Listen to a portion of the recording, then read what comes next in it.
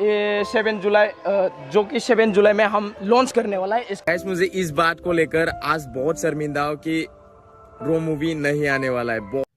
तो खुलुमबाय तो गिबि गिबियाव नोंथांमोननो गोजोन फुंबिलि गोजोन मोनाबिलि आरो गोजोन हरनि गाहाम हामलायनायखौ बयनिसिमबो जासिहरनाय थाबाय आरो लोगोसेनो दिनै बे गोदान भिडिअ नोंथांमोनखौ बरायनानै आंनि गोसो गोरबोनिफ्राय खुलुमनाय सिमनायखौ बयनिसिमबो जासिहरनाय थाबाय। तो नोंथांमोना ससे भिडिअ टाइटेल थांनायनानै मिथिखाबाय। तो नैबेयाव नायदो नोंथांमोना जे बि बयस बिथाङा एबा सन्जय बिथाङा बुंदोंमोन जे जेनेबा दिनै माने 10 ताहालागै र' शर्ट मुभिया फैगोन। स' जों बयबो आसामोन दिनै नायनो गोसो। ये 7 जुलाई जो कि 7 जुलाई में हम लॉन्च करने वाला है। इसका 10 तासोआवनो जों बयबो नुगोन होननानै आसाबो खालामदोंमोन आरोना। नाथाय साडेनलि बिथाङा गावनि इउटिउब चेनेलनि गेजेरजों फोरमायबाय जे बे दिनै फैनाय नंला होननानै। तो बेनि थाखायनो बिथाङा गासैनिसिमबो सरि बिदों आरोना। तो जोंनि थाखायथ' जेबो नङा। मानि थाखाय होननानै बुंब्ला बिथाङा गोबावजों एबा दासो खनसे शर्ट मुभि बानायजेननो नागिरदों आरोना।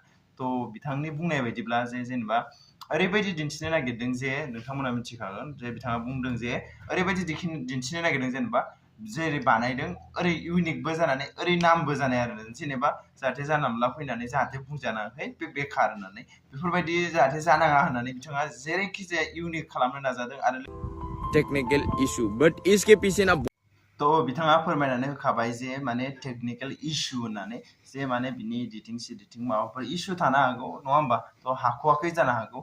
तो अब्लालाय माब्लाथो फैगोन होमबा जों माब्ला फैगोन आरो होमबा जों माला नुनो मोनगोन होननानै जोंनाव कुइसन जानानै थानो हागौ। तो बेनिखायनो जों ससे नायनानै बुजिनि। वो ज्यादा फील करा रहे कि तुम इतने सारे लोगों को वेट करा के खुद आराम से रह रहे यार।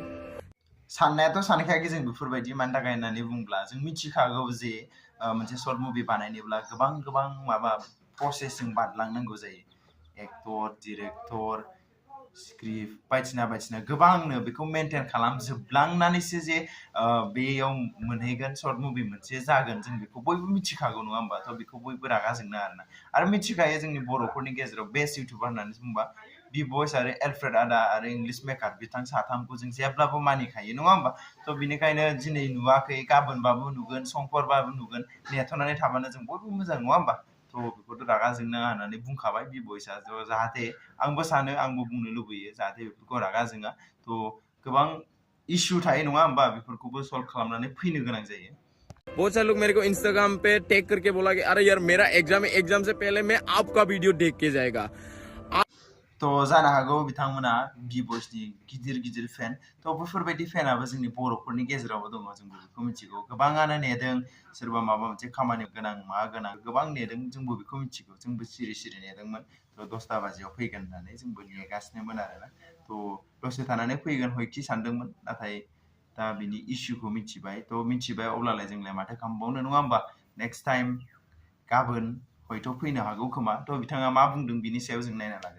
आज से इसी टाइम से ये जब मैं वीडियो अपलोड करें इसी टाइम से मैं किसी दूसरी जगह में जाएगा और मैं खुद उस जगह पर बैठकर ये एडिटिंग कराऊंगा। ये प्रॉमिस है कि आप सभी को मैं बेस्ट देने की कोशिश करूंगा मेरी तरफ से। तो बिथाङा बेखिनियाव बुंदों जे जेनेबा जे बिथाङा माने बे भिडिअखौ आपलोड जानायनि उनाव बिथाङा माने बै खामानियाव बे शर्ट मुभियावनो मावगोन खामानिखौ आरो माने मोनसे जायगायाव लानानै जेब्लानिफ्राय जागायगोन जोबजासिम बिथाङा माने एडिटिं खालामनायाव गारगोन होननानै बुंदों आरो माने बेखौ जोबागौ मानि बे गुबुन भिडिअ आरो गुबुन खामानि जेबो मावा होननानै फोरमायदों। खौ गोबां खस्थ' खालामदों पाब्लिकफोरनि थाखाय बिथाङाबो। जब मैं एक दिन पहले अपलोड करेगा मतलब कल को मैं अपलोड करने वाला तो आज मैं आप सभी को बता देगा कि इंस्टाग्राम स्टोरी या नहीं तो यूट्यूब स्टोरी में मैं आप सभी को बता दूंगा। जे गोबांनाव सोंथि जाखांदों आरोना बि बयसनि र' शर्ट मुभिया फैलानो नामा बि बयसनि चेनेलाव फैलानो नामा बेफोरबायदि कुइसन जादों। तो बिनिखायनो बिथाङा फोरमायना होखाबाय जे जेनेबा फैगोन फैनाया खिन्थु एसे लेट जागोन एबा टाइम नांगोन टेक्निकल इशूनि थाखाय। नाथाय बिथाङा बुंदों जे दा साननैसो फैथ'नाय नङा एबा बिथाङा बुंदों जे फैथ'या साननैसोनि गेजेरावबो फैनोबो हानाय जों जेबो मिथिथ'वा दायो नङा होमबा। स' बिथाङा बुंदों जेनेबा दिनै आपल'ड खालामनांगौ टाइम अब्ला बिथाङा इउटुब स्ट'रि एबा इन्स्टाग्रामनि गेजेरजों माने सानसे सिगां खोन्थानानै होखागोन आरोना नोंथांमोननो गासैनोबो सानसे सिगां। थ' आंबो बुंनो सानबाय लास्टाव नेनानै थानायनि फिथाइया मोजां जायो। स' जों बयबो नेनानै थादो मोजां जागोन बिथांनिया। थ' बास दिनै भिडिअ एसेयावनो फोजोबबाय। थ' नोंथांमोना मोजां मोनदोंब्ला लाइक कमेन्ट शेयार खालाम आरो गोदानै फैदोंबा साबस्क्राइब खालाम।